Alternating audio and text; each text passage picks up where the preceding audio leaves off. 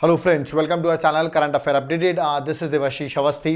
जैसे आपको पता होगा 10 AM पे मैं बहुत इंपॉर्टेंट सीरीज लेके आता हूं जिसमें हम MCQ क्वेश्चन डिस्कस करते हैं और पर्टिकुलर सब्जेक्ट के क्वेश्चन डिस्कस करते हैं। तो आज हमारा लेक्चर नंबर 53 है।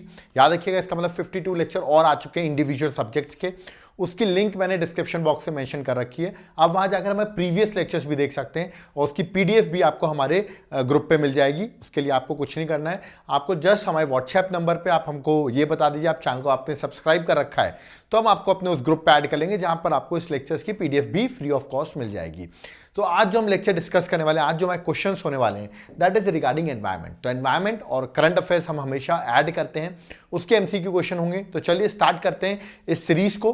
बट याद रखिएगा, मैं आपको एक पॉइंट बता दूं, अगर आपने अभी तक हमारा एप्लीकेशन डाउनलोड नहीं कर रखा है, क्योंकि बहुत इंपॉर्टेंट नोटिफिकेशन उस ऐप में आने वाली है, इसलिए आप ऐप को डाउनलोड कर लें। ऐप का नाम है देवाशीष क्लासेस, लिंक हमने डिस्क्रिप्शन बॉक्स में मेंशन कर रखी है। आप एक बार जरूर चेक करें ऐप को। आपको अगर आप UPSC अदर एग्जाम प्रिपरेशन कर रहे हैं तो आपके लिए बहुत हेल्पफुल होगा। ओके, तो चलिए स्टार्ट करते हैं और देखते हैं। आज एनवायरनमेंट के क्वेश्चंस होने वाले हैं, थोड़े इंटरेस्टिंग से क्वेश्चन है, बहुत कुछ सीखने को मिलेगा आपको। ओके, तो पहला क्वेश्चन आपके सामने एक स्टेटमेंट दिया है। UPSC कुछ इस तरह ही क्वेश्चन फ्रेम करता है। मैं लिखा which of the following trophic level, बहुत सारे ट्रॉफिक लेवल मेंशन है। You are likely to find the highest concentration of an organic toxin that has been found widely in ocean water and the aquatic animals inhabiting it. Okay, तो यहां पर कुछ options दिए गए हैं। बोला कि सबसे highest concentration of organic toxin, याद रखिए मेन पार्ट ये है, किस में मिलेगा आपको? 4 ऑप्शन दिए गए हैं। ठीक है, अगर आपने एक टर्म पढ़ा होगा तो शायद आप इस क्वेश्चन को बहुत जल्दी बना सकते हैं, दैट इज बायोमैग्निफिकेशन। ओके, तो बायोमैग्निफिकेशन का ही मैंने क्वेश्चन यहां पर फ्रेम किया है, आपको करेक्ट आंसर बताना है। ठीक है, बायोमैग्निफिकेशन जिसको भी क्लियर होगा, जिससे मेरे एनवायरमेंट के लेक्चर्स देखे होंगे, इसके लिए बहुत आसान है। नहीं देखे तो एक बार ऐप पे जाकर ओनली एनवायरमेंट के लेक्चर्स भी आप मेरे एप्लीकेशन में देख सकते हैं। ओके, यहां पे जो correct answer that is option number D. याद रखिएगा, ह्यूमन बीइंग जो सबसे लास्ट में आता है, who consumes the seafood. याद रखिएगा, जनरली बायोमैग्निफिकेशन मैंने पढ़ाया हुआ है। ठीक है, बायोमैग्निफिकेशन क्या होता है रिमेंबर। तो यहां पर जो क्वेश्चन का आंसर यहां पर होगा, ठीक है, तो याद रखिएगा that is going to be the human being. किस तरह मैं आपको बता देता हूं। देखिए, बायोमैग्निफिकेशन में हमेशा बोला जाता है कि एज, देखिए जिस तरह अगर हम देख रहे हैं वाटर है, फिर फाइटोप्लैंक्टन है, जू प्लैंक्टन है, स्मॉल फिश है, जिस तरह कंसंट्रेशन इंक्रीज हो रहा है, याद रखिएगा जो जिसको खा रहा है, जो लास्ट में जो फूड को ईट अप करेगा, सबसे ज्यादा इफेक्ट उसको होगा। तो यहां पर देखा जाए तो सबसे लास्ट में अगर हम देखें तो that is going to be the human being. याद रखिए, क्योंकि फाइटोप्लैंक्टन है, ठीक है, एक्वेटिक प्लांट्स है, स्मॉल फिशेस है जो इन प्लांट्स को खाएंगी, और फिर इंसान हो सकता है ह्यूमन बीइंग जो इन फिशेस को खाए। तो सबसे ज्यादा जो इफेक्ट होगा वो ह्यूमन बीइंग को होगा, याद रखिएगा। तो करेक्ट आंसर यहां ऑप्शन नंबर डी है, बायोमैग्निफिकेशन सीधा सा आंसर इस क्वेश्चन का, याद रखिएगा। तो correct answer that is option number D. Okay, और अगर आपने नहीं पढ़ा है तो मैंने ऑलरेडी पढ़ा रखा है, प्लीज एक बार जरूर पढ़ें, बहुत इजी क्वेश्चन था। क्वेश्चन नंबर सेकंड, ये थोड़ा ट्रिकी है, इसलिए मैंने क्वेश्चन आपके सामने लिया है। आपको अरेंज करना, इकोसिस्टम के कुछ ऑर्डर दिए गए हैं, आपको अरेंज करना है डिक्रीजिंग बायोमास प्रोडक्टिविटी के अकॉर्डिंग। याद रखिए, डिक्रीजिंग मतलब सबसे ज्यादा बायोमास प्रोडक्टिविटी किसकी है, उसके अकॉर्डिंग आपको अरेंज करना है। अब यहां पर देख सकते हैं हम स्वैम्स एंड मार्शेस मेंशन है, कोरल रीफ मेंशन है, एस्चुरी मेंशन है और कल्टिवेटेड लैंड मेंशन है। ओके, तो सबसे ज्यादा बायोडाइवर्सिटी, बायोमास प्रोडक्टिविटी किसकी है, ये आपको पता होगा तो आपके लिए आसान हो जाता है। अब यहां पर कंफ्यूज कुछ लोग हो रहे होंगे, मैं सही बताऊं तो कोरल रीफ आप सोचोगे ज्यादा प्रोडक्टिविटी है। ओके, तो यहां पे देखिए कल्टिवेटेड लैंड तो सबसे इन चारों में सबसे लास्ट में ही होगा। बट देखिए स्वैम्स एंड मार्शेस, जिसको नहीं पता है कोई बात नहीं, इसका करेक्ट आंसर ऑप्शन में ए है। कोरल रीफ की नहीं, याद रखिए स्वैम्स एंड मार्शेस की बायो प्रोडक्टिविटी ज्यादा है, उसके बाद कोरल रीफ है, उसका रिवर एस्चुरी और फिर कल्टिवेटेड लैंड। आप सोचोगे सर ये हम याद कैसे करें, क्या हमें प्रोडक्टिविटी याद करनी पड़ेगी?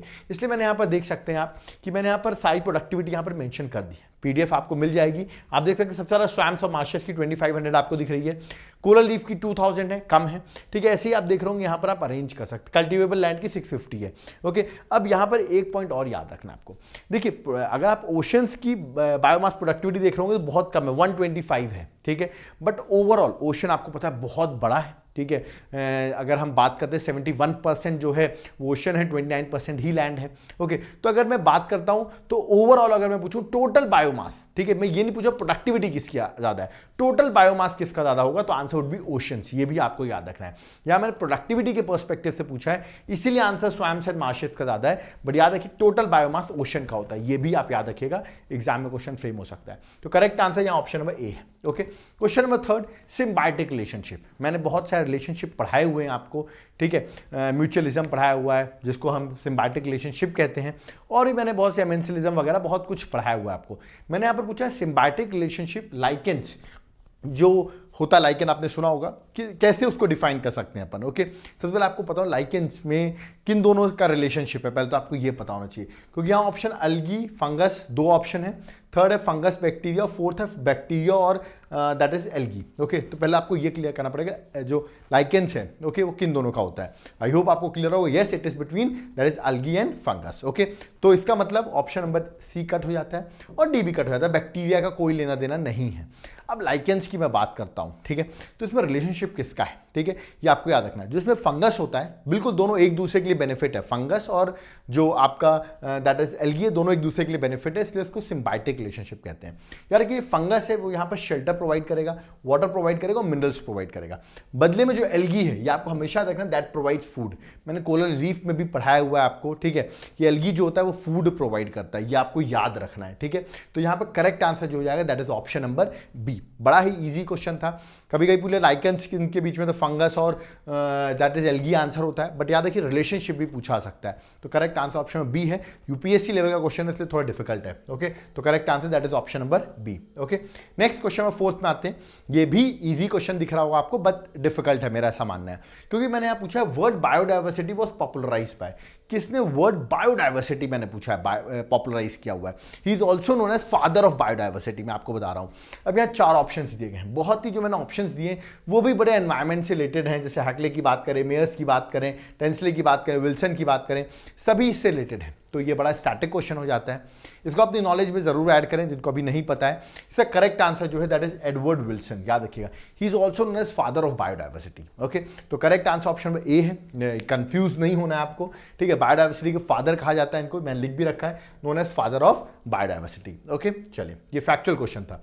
देख रहे हैं आप किस तरह क्वेश्चन पूछ रहे हैं, अभी और क्वेश्चंस आने वाले हैं। इससे पहले मैं आपको बता दूं, आप अगर हमारे कंप्लीट कोर्सेज के बारे में जानना चाहते हैं, जो 5 जून को पेपर भी होने वाला है, उसका हम डिटेल जानना चाहते हैं, ऐप को डाउनलोड करें, आप हमको कांटेक्ट भी कर सकते हैं अगर आपको पर्सनल गाइडेंस चाहिए how to crack the exam. Okay, चलिए आगे बढ़ते हैं, नेक्स्ट क्वेश्चन में 5th में आते हैं। Again interesting and easy question, बड़ा इंपॉर्टेंट इंडेक्स है, क्वेश्चन आप डन मानिए एग्जाम में आपको देखने को मिलेगा। ओके, असिस्टेंट कमांडेंट में देखने को मिल सकता है, यूपीएससी प्रीलिम्स में देखने को मिल सकता है, या स्टेट पीसीएस में भी।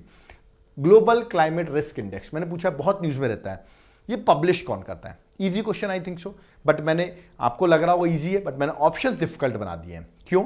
ऑप्शंस है IUCN, WWF, UNEP या नन ऑफ द अबव। तो आप कहेंगे सर डिफिकल्ट कैसे बना दिया आपने? क्योंकि इनमें से आपको आंसर बताना है। अब बहुत लोग इस क्वेश्चन को देखते ही मार्क करने की कोशिश कर रहे होंगे, UNEP लगा रहे होंगे, बट UNEP आंसर नहीं है। ओके, अब मैंने UNEP कट कर दिया तो कुछ लोग IUCN लगा रहे होंगे, वो भी गलत नहीं और ये भी गलत, क्यों? मैंने तीनों ही ऑप्शन गलत दिए हुए हैं। इससे करेक्ट आंसर डी है, नन ऑफ द अबव। अब देखिए क्वेश्चन ये इजी था बट ऑप्शन से डिफिकल्ट हो गया, तो कभी क्वेश्चन को ऐसा अंडर एस्टिमेट नहीं करना चाहिए कि इजी है। याद रखिएगा मैंने पढ़ाया हुआ है वैसे, इसका करेक्ट आंसर डी है। अब आप कहेंगे सर इसको पब्लिश कौन करता है फिर? तो याद रखिएगा बड़ा इंपॉर्टेंट थिंक टैंक है एनवायरमेंट का, जिसका नाम है जर्मन वॉच। याद रखिएगा ये जर्मन वॉच है, ये इसको पब्लिश करता है, तो दिस इज इंपॉर्टेंट। ऑप्शन में नहीं दिया हुआ था तो आंसर डी था, तो लोग डी की ओर मूव नहीं करते, इसलिए मैंने क्वेश्चन पूछा था। तो correct answer that is option number D. यहां पर हम आपको सिखा भी रहे हैं, प्लस क्वेश्चन नहीं बने तो उसको ऑप्शंस को देखना भी बहुत इंपॉर्टेंट होता है। ओके, क्वेश्चन नंबर 6 में आते हैं, बड़ा इंपॉर्टेंट यूपीएससी ऐसा क्वेश्चन मैंने यहाँ पूरा फ्रेम किया हुआ है। पढ़ते हैं क्वेश्चन क्या है। Located in southern part of Bay of Bengal, ठीक है ठीक है, this protected area is a home of globally endangered dugong. आप देख रहे हैं डुगोंग की मैंने इमेज बना रखी है, and host many islands with continuous stretches of coral reef. It is, मतलब देखिए बड़ा अच्छा स्टेटमेंट दिया है, बोला है ये है क्या। बिल्कुल यूपीएससी ऐसे ही क्वेश्चन फ्रेम करता है, बिल्कुल ही से स्टेटमेंट दे देता है और पूछता है ये है क्या। ऑप्शंस आपके सामने दिए गए हैं, ठीक है। अब आप गेस कर सकते हैं, डुगोंग का मैंने एग्जांपल भी दिया हुआ है। Okay, islands with continuous stretches करके कोरल रीफ भी लिखा हुआ है। शायद आप जा सकते हैं करेक्ट आंसर क्यों, बट आप लोग कंफ्यूज हो रहे होंगे कुछ लोग। इसका करेक्ट आंसर ऑप्शन में सी है, that is gulf of Mannar biosphere reserve. याद रखिएगा C is the correct answer. Dugong की बात की है, गल्फ ऑफ मन्नार का नाम जरूर आएगा। करेक्ट आंसर ऑप्शन में सी है। डिटेल्स यहाँ पर मेंशन है, पीडीएफ आपको हमारे ग्रुप पे अवेलेबल हो जाएगी।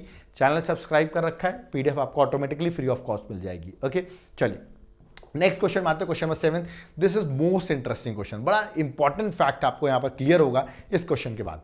मैंने पूछा national park encompasses the maximum percentage of geographical area of which of the following states of India, मतलब ऐसा स्टेट जहां पे मैक्सिमम एरिया जो है वो नेशनल पार्क से हो, ठीक है। ऑप्शन है मध्य प्रदेश, राजस्थान, सिक्किम, केरल। अब बहुत लोग सोचेंगे सर सबसे ज़्यादा मध्य प्रदेश में देखा जाए बहुत सारे नेशनल पार्क्स हैं, तो क्या मध्य प्रदेश का एरिया इन टर्म्स ऑफ पूरा स्टेट की बात करें सबसे ज़्यादा नेशनल पार्क से घिरा हुआ है? ऐसा बिल्कुल नहीं है। कोई लोग सोचेंगे मध्य प्रदेश, बड़ा इंटरेस्टिंग इसका आंसर भी है, इसलिए मैं बताना जरूर चाहूँगा। इसका करेक्ट आंसर सिक्किम। 25%, याद रखिए सिक्किम का 25% land covers under national park. This is very interesting. आप रेस्ट अगर कोई भी स्टेट लोगे ना उसमें 2% भी नहीं होगा, याद रखिएगा, मतलब 2.5% होगा नेशनल पार्क से घिरा हुआ उनका स्टेट। याद रखिए उनके स्टेट का परसेंटेज बात की, बट सिक्किम 25%, मतलब सेकेंड नंबर आप देख रहे हैं 2% और फर्स्ट नंबर सिक्किम है। तो बड़ा इंटरेस्टिंग आंसर है इसका, याद रखिएगा, बहुत इंपॉर्टेंट, इसको जरूर नोट डाउन करिए कि सिक्किम का 25% नेशनल पार्क में आता है। ओके, तो this is one of the interesting question जो आज की सीरीज में मुझे सबसे इंटरेस्टिंग लगा। ओके, नेक्स्ट क्वेश्चन नंबर 8, ये भी यूपीएससी के पूछने की स्ट्रैटेजी है, इस तरह क्वेश्चन फ्रेम किए जाते हैं। आपको नेशनल पार्क या वाइल्ड लाइफ सेंचुरी यहाँ पर मेंशन है, उनको आप नॉर्थ से साउथ अरेंज करना है, ठीक है। एक है दुधवा, बांधवगढ़, केम्बुल लामजाओ और सिमलीपाल। पहले तो आपको पता होना चाहिए कि लोकेशन कहाँ है, तभी आप इनको नॉर्थ से साउथ अरेंज कर पाओगे।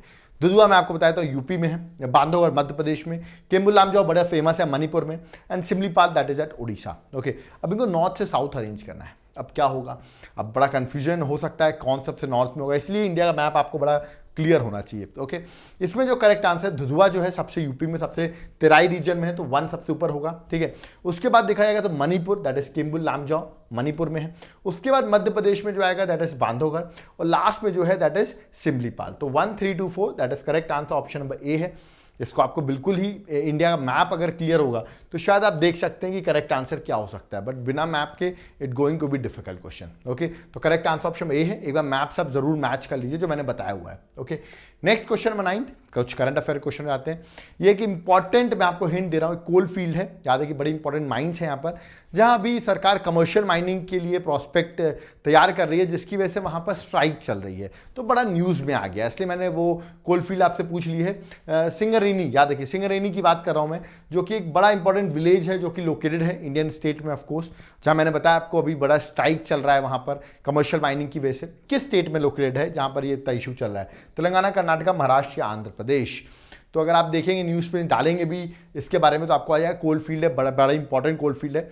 करेक्ट आंसर ऑप्शन ए है, दैट इज तेलंगाना, ठीक है। मैंने आपको बताया करंट अफेयर्स में न्यूज़ में है, ठीक है, मैंने यहाँ पर लिख भी दिया है। अभी रिसेंटली यहाँ पर स्ट्राइक कंटिन्यू है, वर्कर्स जो है 3 दिन की स्ट्राइक में चल रहे हैं इस पर्टिकुलर, बिकॉज रीजन मैंने भी आपको बताया कमर्शियल माइनिंग्स की वजह से वहाँ के वर्कर्स स्ट्राइक कर रहे हैं। ओके, तो correct answer that is option number A. Okay, last question बड़ा इंपॉर्टेंट है, मेरा मानना है कि क्वेश्चन ईजी है बट आपको ऑप्शन कंफ्यूज करेंगे। मैंने पूछा है अभी एशियन पावर इंडेक्स 2021 जो है वो पब्लिश किया गया है, ओके, और इसमें मैं आपको बता देता हूँ इंडिया की जो रैंकिंग है वो 4th है, मतलब 4th पावरफुल एशियन नेशन है इंडिया आज की डेट में। ओके, इंडेक्स पब्लिश किया है, कौन पब्लिश करता है वो भी मैं आपको बताऊंगा, बट मैंने पूछा टॉप किसने किया है, कौन है सबसे पावरफुल जो एशियन एरियाज में अपनी हेगमनी जो पावरफुल है।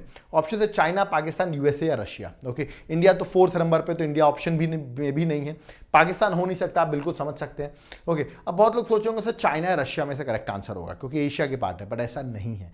करेक्ट आंसर है यूएसए।